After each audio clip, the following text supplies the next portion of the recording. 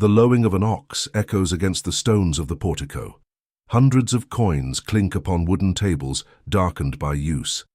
The smell of dung mingles with the incense rising from distant altars. In a few minutes, a man from Galilee will overturn these tables, release these animals, and silence this trade with a whip of cords made by his own hands.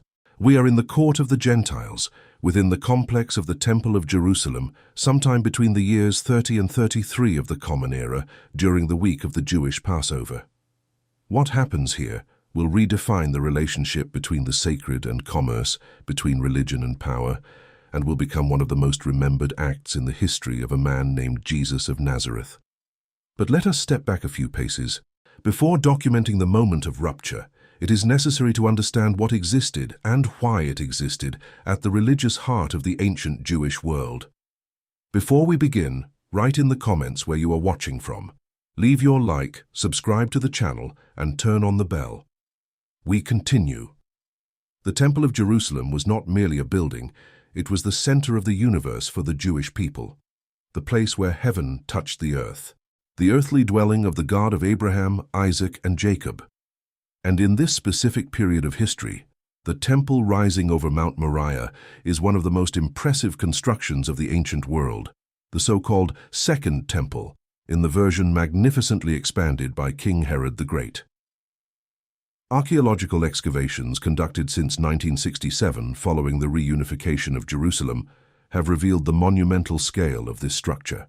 The Romano-Jewish historian Flavius Josephus, who lived in the 1st century, described Herod's temple as a marvel that eclipsed any building he had ever seen. The foundation stones, some weighing more than 500 tons, can still be seen today at the Wailing Wall. Each block was cut with millimetric precision, fitted without mortar, a silent witness to engineering that rivaled the pyramids of Egypt. The temple complex occupied an area of approximately 144,000 square meters. For comparison, about 20 football fields would fit inside. The platform was artificially expanded by Herod through structures of arches and embankments, creating an esplanade that dominated the landscape of Jerusalem. Seen from afar, the gold-clad facade reflected the sunlight with such intensity that, according to Josephus, it was difficult to look directly at it at dawn. The Court of the Gentiles was the outermost of the temple enclosures. It was the only space where non-Jews could enter. Notices in Greek and Latin, one of which was discovered by archaeologists in 1871 and is now in the Istanbul Museum, warned that any Gentile who crossed that boundary would be responsible for his own death. The courtyard was surrounded by monumental colonnades, the most impressive being Solomon's porch to the east and the royal stoa to the south. The latter, according to Josephus, had 162 columns arranged in 4 rows, each so thick that 3 men with hands joined could barely embrace it.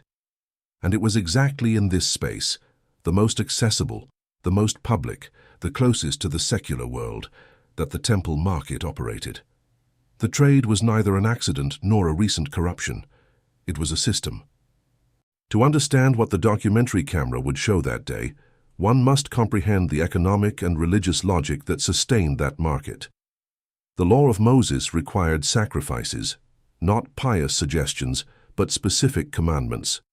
For Passover, each family had to sacrifice a lamb without blemish. For purification after childbirth, a poor woman offered 2 doves. For the atonement of sins, depending on the severity, oxen, rams, or goats were necessary. The temple was not just a place of prayer. It was an immense system of sacrifices that required thousands of animals per year. Bringing animals from long distances presented practical problems. A lamb could be injured on the journey. A dove could die.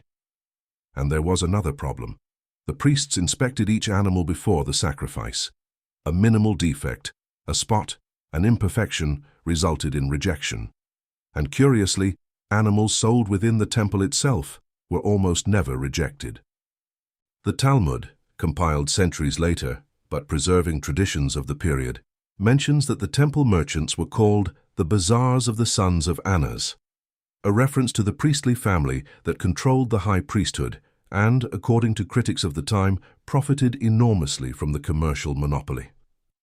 Annas, father-in-law to Caiaphas, the high priest during the ministry of Jesus, had established this system decades earlier. Archaeology confirms the prosperity of this elite. Excavations in the upper city of Jerusalem, the noble neighborhood of the time, revealed priestly mansions with private ritual baths, elaborate frescoes, and luxury utensils imported from Rome. Prices in the temple market were notoriously inflated. The Talmud records that at one point the price of a pair of doves reached 1 gold denarius, equivalent to 25 silver denarii, or 25 days of work for a common laborer. An intervention by Rabban Simeon ben Gamaliel temporarily reduced this value, but complaints about commercial exploitation were recurrent. Currency exchange completed the system. The annual temple tax, half a shekel per adult Jewish male, could only be paid in coinage from Tyre, considered the purest in silver content. But pilgrims came from all over the Mediterranean world carrying Roman, Greek, Egyptian, and Syrian coins. The money changers, in Hebrew, shulhanim, converted these coins, charging a fee that varied between 4 and 8%. During Passover, when the population of Jerusalem multiplied several times over, the volume of transactions was astronomical. Now the camera moves closer. It is morning. Passover is near, perhaps a few days away, perhaps that very day. Scholars debate the exact chronology, but all the synoptic Gospels place the event during the final week of Jesus in Jerusalem after his triumphal entry mounted on a donkey. The court of the Gentiles is crowded. The population of Jerusalem, normally estimated between 40 and 80,000 inhabitants, swells to several hundred thousand during the pilgrimage festivals. Josephus, with his usual penchant for impressive numbers, even estimated that 2,700,000 pilgrims attended one Passover, a number certainly exaggerated, but indicative of the scale of the event. More conservative modern estimates suggest between 300 and 500,000 visitors. What is seen in that courtyard is a market in full operation. Rows of exchange tables occupy the south side near the royal stoa. The money changers sit on low benches. The Greek word for bench, trapeza, would give rise to the term bank in several European languages. Upon the tables, piles of coins from different origins, precision scales, standardized bronze weights, the constant clinking of metal against metal. Further on, the animal sellers.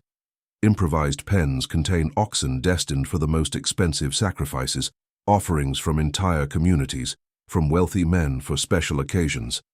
The deep lowing of these animals resonates against the stone columns. The smell is strong. Dung accumulates on the polished flagstone floor. Slaves and servants work continuously to remove the waste, but the odor remains. In wooden and wicker cages, doves, hundreds of them, thousands during Passover. These are the offerings of the poor, of women in purification, of those who cannot afford lambs or goats. The constant cooing of the birds creates a sound layer that permeates the entire space. Occasionally a dove escapes, the flapping of white wings against the blue Judean sky. A seller runs to recover it, lambs in smaller pens, without blemish as the law requires. The priests who inspect them are the same ones who profit from their sale, a conflict of interest that did not escape the more observant pilgrims, but which no one dared to openly challenge. The predominant sound is that of human voices, negotiations in Aramaic, the everyday language of Judea.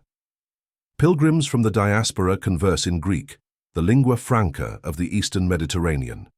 Merchants announce their prices. Money changers call out to customers. Levite priests circulate, maintaining a minimal order. Children run between the adults. Women carry baskets. Men discuss values, haggling over pennies in transactions that represent months of savings. The morning light enters through the spaces between the columns, creating beams that cut through the dust suspended in the air.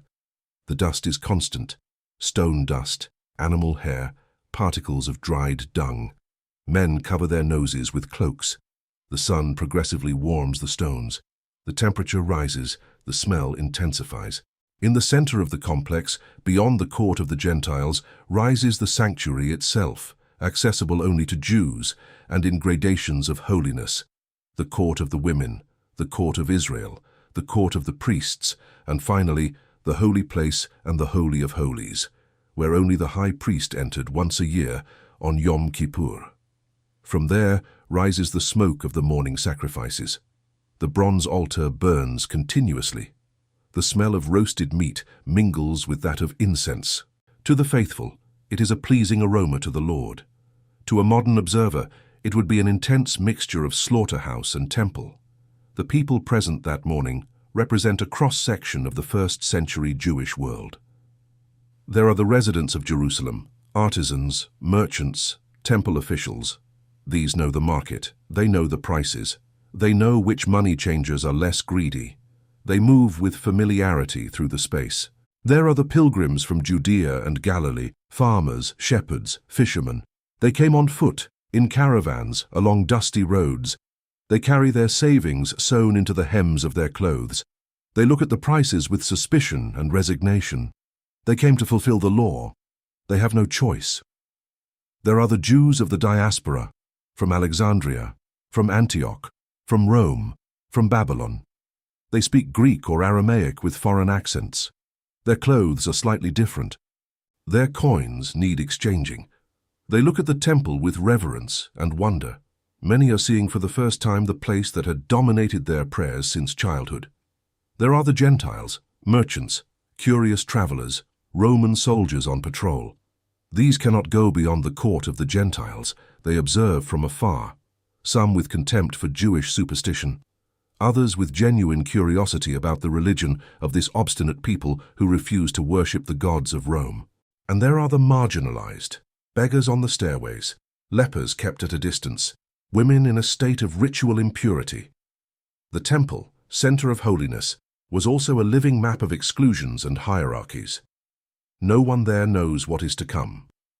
The money changers count their coins, the sellers feed the animals, the priests supervise, the pilgrims haggle, the sun rises, the morning advances. The market functions as it functioned yesterday, as it will function tomorrow, or so everyone assumes. Somewhere in the city, perhaps descending the Mount of Olives, perhaps coming from Bethany, where the Gospels record that he stayed overnight, a man approaches. He does not wear distinct clothing. He carries no insignia of authority. He is a Galilean. His accent betrays him. His disciples accompany him, a heterogeneous group of fishermen, tax collectors, zealots, ordinary men and women. He has been here before.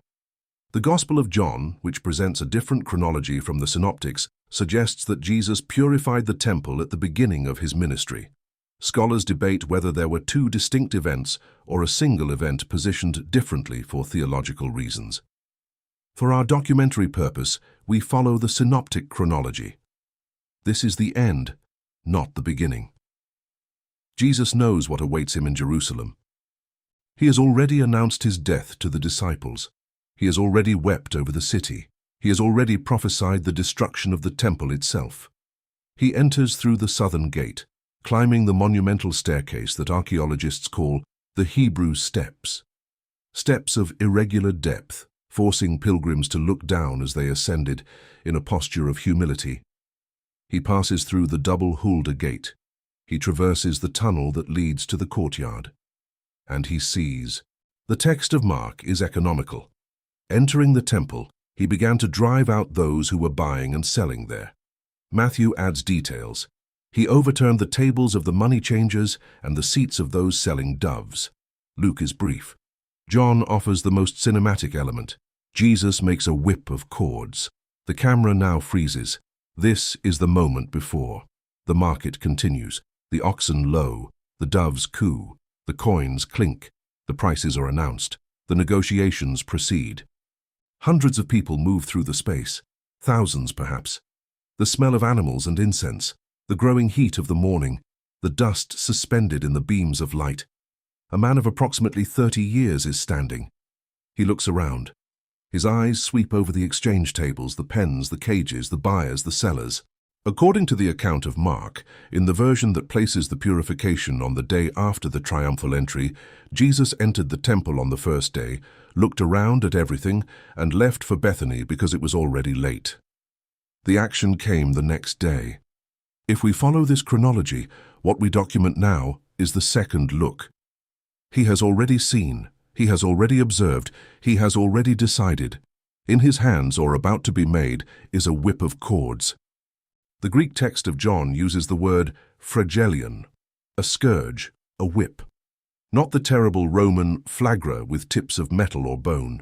Simple cords, probably made right there, with material available in the market itself. Cords used to tie animals, now used to free them. The seconds pass. A money changer pushes coins across his table, verifying authenticity. He holds a coin against the light. He does not notice the man approaching. A seller of doves opens a cage, removes a bird, shows it to a potential customer. He points to the feathers, to the healthy eyes, to the absence of defects. He does not perceive the tension accumulating a few meters away. A poor woman, perhaps fulfilling purification after childbirth, counts her coins with trembling hands. She hoped to pay less. She will have to pay the required price. She has no choice. She does not see the man with the whip. A Levite priest walks among the merchants, collecting fees, checking permits. His tunic is clean, his step is sure, his authority is unquestioned. He also does not see. And then the moment arrives. The first tables fall. The sound of wood hitting stone. Coins roll across the flagstone floor. Hundreds of coins, thousands. The clinking multiplies in a cascade. Money changers scream. Some try to collect the money, others retreat. The animals are released. The oxen, startled, run uncontrolled through the courtyard. Their hooves echo against the stone. Pilgrims move away. Children cry. Chaos ensues in seconds. The cages of doves are opened. The birds fly. White wings against the blue sky. Dozens, hundreds. The flapping of wings is deafening. Feathers float in the dusty air, and a voice cuts through the tumult. The Gospels diverge slightly in the exact quotation. Mark and Matthew combine Isaiah and Jeremiah. My house shall be called a house of prayer for all nations, but you have made it a den of thieves. Luke is similar. John records, get these things out of here. Do not make my Father's house a house of trade.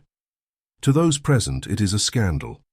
An unknown Galilean, or one known too well for his fame had already spread, attacks the system that sustains the temple itself. The temple guards hesitate. The crowd is divided between shock and, according to some accounts, veiled approval. The common people knew the abuses. They knew of the inflated prices. They resented the exploitation. But no one dared to act. Until now. The market is paralyzed. The tables lie overturned. The coins scattered. The animals dispersed. The sellers in flight. The money changers powerless. For a moment, perhaps minutes, perhaps longer, the trade ceases in the court of the Gentiles. And in the silence that follows the chaos, something remains. The Gospels record that, after the expulsion, Jesus taught in the temple. The sick came to him. The children sang. The religious leaders plotted. The event was not an end. It was a declaration, a line drawn in the dust of the temple that divided the before and the after. The impact reverberated for centuries. For the leaders of the temple, it was the breaking point. Mark and Matthew record that, after the purification, the chief priests and scribes sought how they might kill him. The attack on the market was an attack on the system that sustained them. It was a challenge to priestly authority. It was a provocation that could not go unanswered. For the disciples, it was confirmation and perplexity. The Messiah they expected was a warrior against Rome, not against the temple itself. The zeal for the Father's house, a citation from Psalm 69 that John identifies, was a dangerous zeal, a zeal that awakened mortal enemies. For later theologians, the event became a paradigm. Religious reform begins with the purification of worship. The sacred cannot be commodified. The house of prayer is not a house of trade. These interpretations shaped reform movements for 2 millennia. For historians, the event is remarkably attested. It appears in all 4 canonical Gospels, one of the few events, besides the crucifixion and some miracles, with this 4-fold attestation. The chronological difference between John and the Synoptics, far from weakening the historicity, suggests independent traditions converging on the same factual core. The temple would not last much longer. In 70 of the Common Era, approximately 4 decades later, the legions of Titus would raze Jerusalem. The temple would be burned to its foundations. Of the tables of the money changers, the cages of doves, the pens of oxen, nothing would remain. Only the foundation stones, the western wall, would stay, silent witnesses to past glories. But the memory of that day persisted. In every reading of the Gospels, in every sermon on the holiness of worship, in every critique of the commercialization of faith. Every time someone, reformer, prophet, preacher, rises against religious exploitation, the echo of those tables overturning resonates through the centuries. Archaeology continues to reveal fragments of that world. Excavations on the south side of the Temple Mount discovered the staircases where Jesus would have ascended, the mikvaot, ritual purification baths where pilgrims prepared themselves before entering, coins from Tyre of the period, bone fragments of sacrificed animals, stones with inscriptions mentioning the temple. Each discovery brings us closer to that day. The site remains sacred. For Jews, the Temple Mount is the holiest place on earth, even without a temple. For Muslims, it is Haram al-Sharif, the place from which Muhammad ascended to the heavens. For Christians, it is the setting for events that defined their faith. 3 religions, 1 mountain, memories that overlap and conflict. And on that specific day, sometime between the years 30 and 33, a man from Galilee stood in the middle of the market. He looked around. He saw the tables laden with coins. He saw the animals in cages and pens. He saw the poor pilgrims paying extortionate prices. He saw his father's house transformed into a den of thieves. And he acted. In an act of a few minutes, he created an image that would cross millennia. The tables turning, the coins rolling, the doves flying. The voice of the prophet quoting other prophets, the zeal consuming him as the psalm had foretold. The market would return to operation, the money changers would collect their coins, the sellers would recover some animals. The system was too large to be toppled by one man alone on a spring morning. But something had changed. A fissure had opened. A question had been posed that could not be ignored. Is this how the house of God should be? The answer would come in a few days. A Last Supper, a garden, an arrest, a trial, a cross. And afterward, according to the faith born from those events, an empty tomb. The documentary ends where it began, in the court of the Gentiles, where the stones still hold the memory of ancient steps. The money changers are no longer there. The doves no longer coo. The oxen no longer low. The temple no longer exists. But the question remains, echoing through every generation that seeks the sacred. What have we made of the house of prayer? If this documentary illuminated your understanding of sacred history, subscribe to the channel. Turn on notifications. Each episode is a journey to the past to understand the present. Leave in the comments. What other biblical moments would you like to see reconstructed? Share with those who seek to know the history behind the faith. Until the next reconstruction.